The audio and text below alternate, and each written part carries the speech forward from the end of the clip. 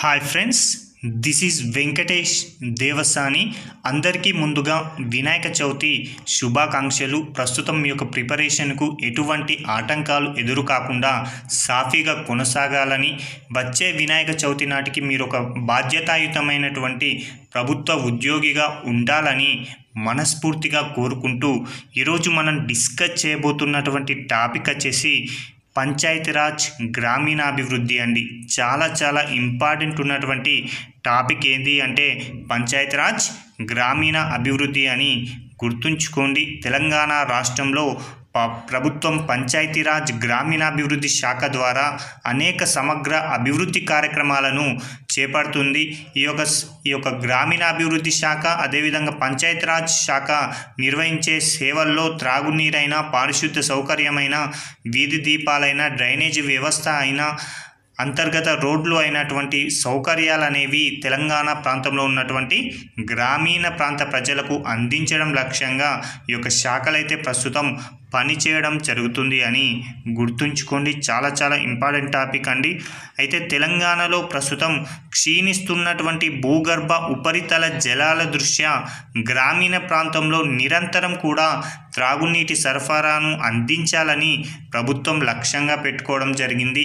దానికోసం మిషన్ భగీరథ అనేటువంటి కార్యక్రమాన్ని కూడా గత ప్రభుత్వం ప్రారంభించడం జరిగింది.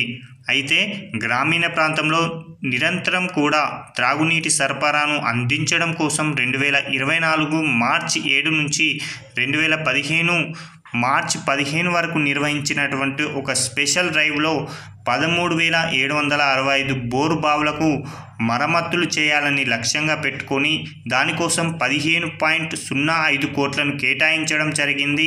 అదేవిధంగా 14,272 పంపు సైట్లకి 11,007 క్రోర్స్ను కేటాయించడం జరిగింది. అదేవిధంగా 44,193 మీటర్ల పైప్ లైన్లకు డ్రైవ్లో దాదాపుగా 16.51 కోట్లను కేటాయించారు అని గుర్తుంచుకుంటే సరిపోతుంది. అదేవిధంగా ప్రత్యేకంగా 2023-24లో 1,553.17 కోట్లను ఈ యొక్క పంచాయతీరాజ్ శాఖ కేటాయింపు చేయడం జరిగింది. అందులో జిల్లా పరిషత్తులకు 79.41 కోట్లు, మండల పరిషత్తుకు 153.58 కోట్లు, గ్రామ పంచాయతీలకు 1320.18 కోట్లు కేటాయించారు. అదేవిధంగా 15వ ఆర్థిక సంఘం కింద కూడా రాష్ట్ర మ్యాచింగ్ గ్రాంట్గా 129 కోట్లను కూడా విడుదల చేయడం జరిగింది. కాబట్టి గుర్తుంచుకోండి, చాలా ఇంపార్టెంట్ అండి. అదేవిధంగా ఈరోజు గ్రామాలకు సరైనటువంటి త్రాగునీటిని అందించడం కోసం ప్రభుత్వం మిషన్ భగీరథ అనేటువంటి ఒక కార్యక్రమాన్ని ప్రారంభించింది అని గుర్తుంచుకోండి. అదేవిధంగా ఈ యొక్క పంచాయతీరాజ్ శాఖ యొక్క ముఖ్య లక్ష్యం ఏంటి అంటే గ్రామీణ నీటి సరఫరా అండి. అలాంటి గ్రామీణ నీటి సరఫరా పథకంని కూడా ఈ యొక్క మిషన్లో భాగంగా ప్రారంభించారు. అయితే ఇది హైదరాబాద్ మినహాయించి తెలంగాణలో ఉన్నటువంటి అన్ని గ్రామీణ పట్టణ ప్రాంతాలకు సురక్షితమైన, అదేవిధంగా స్థిరమైనటువంటి త్రాగునీటిని అందించడం లక్ష్యంగా ఈ యొక్క గ్రామీణ నీటి సరఫరా అనేటువంటి పథకాన్ని ప్రభుత్వం ప్రారంభించడం జరిగింది. ఈ చొరవతో కృష్ణా, గోదావరి నదుల నుంచి నీటిని తోడి భద్రతగా అత్యున్నతమైన ప్రమాణాలకు అనుగుణంగా శుద్ధి చేసి సరఫరానైతే చేయడం జరుగుతుందండి. ఓకేనా, చాలా ఇంపార్టెంట్ అండి. తెలంగాణ రాష్ట్రంలో ప్రధాన నదులైనటువంటి కృష్ణా నది, గోదావరి నదుల నుంచి నీటిని సేకరించి వాటిని అత్యంత ప్రమాణాలతో కూడి శుద్ధి చేసి వాటిని సరఫరా చేయడం ఈ యొక్క గ్రామీణ నీటి సరఫరా యొక్క పథకం యొక్క ముఖ్య ఉద్దేశం అని గుర్తుంచుకోండి. అందులో భాగంగా ప్రతి మున్సిపాలిటీకి, నగర పంచాయతీలో ఉన్నటువంటి ప్రతి ఇంటికి కూడా 135 LPCDల నీటిని సరఫరా చేయడం జరుగుతుంది.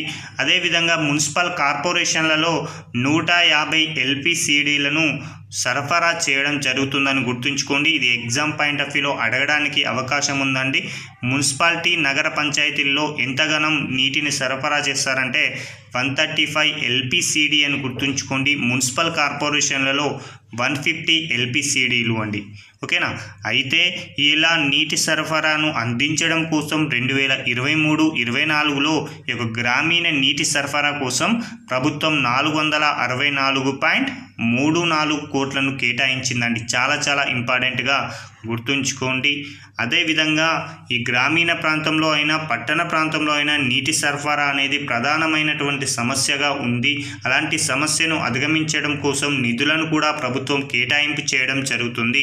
కాబట్టి గుర్తుంచుకోండి, నీటి సరఫరా కోసం నిధులను ప్రభుత్వం ఏ విధంగా కేటాయించింది అంటే అత్యంత వెనుకబడిన ప్రాంతాలలో ఒక జిల్లా అయినటువంటి ఆదిలాబాద్ జిల్లాలో చాలా వెనుకబడినటువంటి తెగ ఎవరు అంటే గిరిజన తెగల వారు నివసిస్తున్నారు. అలాంటి గిరిజన ప్రాంతాలలో కూడా నిరంతరం నీటి సరఫరాను అందించాలని ప్రభుత్వం లక్ష్యంగా పెట్టుకొని తమ యొక్క బడ్జెట్లో దాదాపుగా 60 కోట్ల రూపాయలను కేటాయించడం జరిగింది. ఓకేనా. అదేవిధంగా నీటి ఎద్దడి అంటే నీటి సమస్యలు తలెత్తకుండా ఉండేందుకోసం నీటి ఎద్దడి నివారణ కోసం కలెక్టర్లకు 100 కోట్ల రూపాయలను కూడా అందించడం జరిగింది. అదేవిధంగా 15వ ఆర్థిక సంఘం నుంచి కూడా 32 కోట్ల రూపాయలు మంజూరు కావడం జరిగింది. అదేవిధంగా నియోజకవర్గాల SDF ఫండ్ కింద కూడా 137 కోట్ల రూపాయలను నీటి సరఫరా కోసం అందించడం జరిగిందని గుర్తుంచుకుంటే సరిపోతుంది. మరొక అంశం అండి, పంచాయతీరాజ్ ఇంజనీరింగ్. రాష్ట్రంలో గ్రామీణ మౌలిక సదుపాయాల అభివృద్ధిలో పంచాయతీరాజ్ శాఖ అనేది కీలక పాత్ర పోషిస్తుందండి. అయితే మౌలిక సదుపాయాలు ఏంటి అంటే రోడ్లు, వంతెనలు, భవనాల నిర్మాణం, వాటిని నిర్వహించడంలో ఈ యొక్క పంచాయతీరాజ్ విభాగం అనేది కీలక పాత్ర పోషిస్తుంది అని గుర్తుంచుకోండి. అయితే గ్రామీణ ప్రాంతాలలో పటిష్టమైనటువంటి మౌలిక సదుపాయాల కల్పన, అన్ని ఆవాసాలకు అన్ని వాతావరణాలను తట్టుకునేలా రహదారులను అనుసంధానించడం ఈ యొక్క పంచాయతీరాజ్ యొక్క ప్రధాన లక్ష్యం అండి. అయితే చూడండి, తెలంగాణలో ప్రస్తుతం పంచాయతీరాజ్ రోడ్ల మొత్తం మైలేజ్ చాలా ఇంపార్టెంట్ అండి. ఇది గుర్తుంచుకోండి, డైరెక్ట్గా అడగడానికి అవకాశం ఉంది. తెలంగాణలో ఉన్నటువంటి పంచాయతీరాజ్ రోడ్ల మొత్తం రోడ్ మైలేజ్ ఎంత అని అడుగుతాడు. కాబట్టి 68,200 కిలోమీటర్లు అండి. చాలా ఇంపార్టెంట్. 68,200 కిలోమీటర్లు అనేది తెలంగాణ రాష్ట్రంలో పంచాయతీరాజ్ రోడ్ల మొత్తం రోడ్ మైలేజ్. ఇందులో 25,724 కిలోమీటర్లు బీటీ రోడ్లను నిర్మించారు. 3,986 కిలోమీటర్లు సీసీ రోడ్లు నిర్మించారు. 7,798 కిలోమీటర్లు WBM రోడ్లను నిర్మించారు. 30,692 కిలోమీటర్లు గ్రావెల్ మట్టి రోడ్లు నిర్మించడం జరిగింది అని గుర్తుంచుకోండి. ఇవి ఎన్ని గ్రామ పంచాయతీలకు నిర్మించారంటే తెలంగాణలో ప్రస్తుతం 12,769 గ్రామ పంచాయతీలు ఉంటే అందులో 12,275 గ్రామ పంచాయతీల్లో ఈ యొక్క రోడ్ల నిర్మాణం అనేది జరగడం జరిగింది. అదేవిధంగా 11,590 ఆవాస ప్రాంతాలు ఉంటే అందులో 8,835 బీటీ రోడ్లను అనుసంధానించడం జరిగిందని గుర్తుంచుకోండి. చాలా ఇంపార్టెంట్ అండి. 11,590 ఆవాస ప్రాంతాలకు గాను 8,835 బీటీ రోడ్లను అనుసంధానించడం జరిగింది. అదేవిధంగా 12,769 గ్రామ పంచాయతీలకు గాను 12,275 ఇది ఇందాక చెప్పుకున్నదే. అయితే 2023-24లో ప్రభుత్వం 1,837 కిలోమీటర్ల కొత్త రోడ్లను నిర్మించాలని లక్ష్యంగా పెట్టుకుందండి. చాలా ఇంపార్టెంట్. 2023-24లో ప్రభుత్వం 1,837 కిలోమీటర్ల మేర కొత్త రోడ్లు, 72 వంతెనలను నిర్మించాలని వీటికి మొత్తంగా 1,385 కోట్ల రూపాయలను కేటాయించిందండి. చాలా ఇంపార్టెంట్గా గుర్తుంచుకోండి. 1,837 కిలోమీటర్ల కొత్త రోడ్లకి, అదేవిధంగా 72 వంతెనల నిర్మాణం కోసం 1,385 కోట్లను కేటాయించింది. ఇప్పటి వరకు 790 కొత్త రోడ్లను, 1098 కిలోమీటర్ల బీటీ రెన్యువల్స్ను, 17 బ్రిడ్జిలను పూర్తి చేయడం కూడా జరిగింది. వీటి కోసం 840 కోట్లను ఇదివరకే కేటాయింపు చేయడం జరిగింది.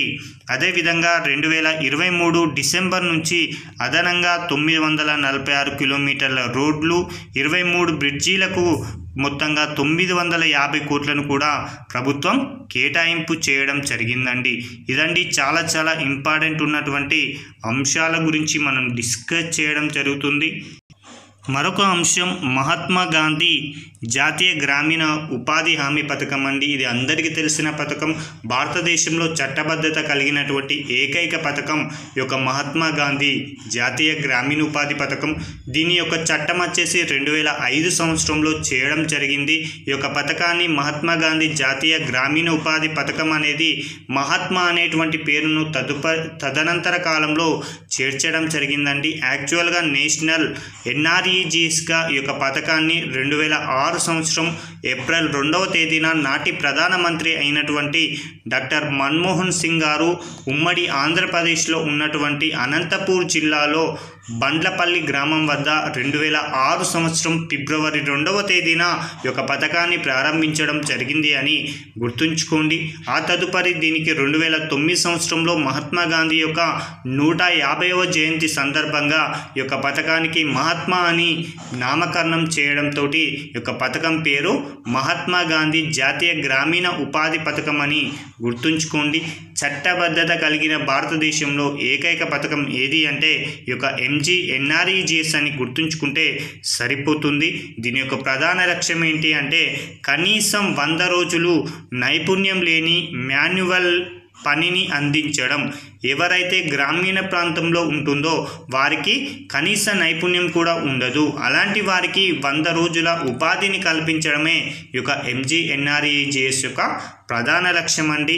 అందులో భాగంగా 2023-24లో 40.62 లక్షల మంది వేతనార్థులకు ఉపాధిని కల్పించారండి. చాలా ఇంపార్టెంట్ అండి. 2023-24 ఆర్థిక సంవత్సరంలో 40 లక్షలకు పైగా కూడా ఉపాధిని కల్పించడం జరిగింది ఈ పథకం ద్వారా. అందుకోసం 12.09 కోట్ల పని దినాలు సృష్టించారండి. చాలా ఇంపార్టెంట్. 12.09 కోట్ల పని దినాలు సృష్టించారు. ఎంతమంది కోసం అంటే 40.62 లక్షల మంది వేతనార్థులకు అని గుర్తుంచుకోండి.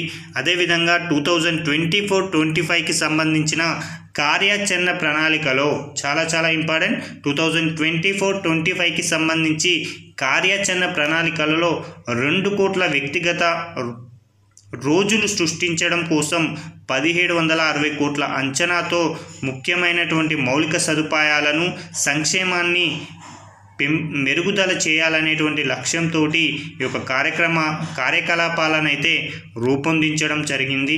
కాబట్టి గుర్తుంచుకోండి, రోడ్లు అనుసంధానం లేని అన్ని ఆవాసాలకు కూడా బీటీ రోడ్లతో అనుసంధానం చేసేందుకోసం 500 కోట్లను కూడా ప్రభుత్వం కేటాయింపు చేయడం జరిగింది. ఓకేనా? రోడ్డు అనుసంధానం లేని అన్ని ఆవాసాలకు దాదాపుగా 500 కోట్ల రూపాయలను కేటాయించాది. రానున్న 3 సంవత్సరాలలో 3522 గ్రామ పంచాయతీ భవనాల నిర్మాణం కోసం 742 కోట్లను ప్రభుత్వం కేటాయించడం జరిగింది. అదేవిధంగా 143 అంగన్వాడీ కేంద్రాలు, 6104 పాఠశాల మరుగుదొడ్ల కోసం 450 కోట్ల అంచనా వ్యయాన్ని కూడా ప్రభుత్వం కేటాయింపు చేయడం జరిగింది. ఇదండి ఈ రోజుకు సంబంధించినటువంటి ఇంపార్టెంట్ తెలంగాణ సోషియో ఎకనామిక్ అవుట్లుక్లో ఒక ముఖ్యమైన అంశం. తదుపరి వీడియోలో మనం శ్యామ్ ప్రసాద్ రూర్బన్ మిషన్ గురించి, మిగతా అంశాల గురించి డిస్కస్ చేద్దాం. Thank you.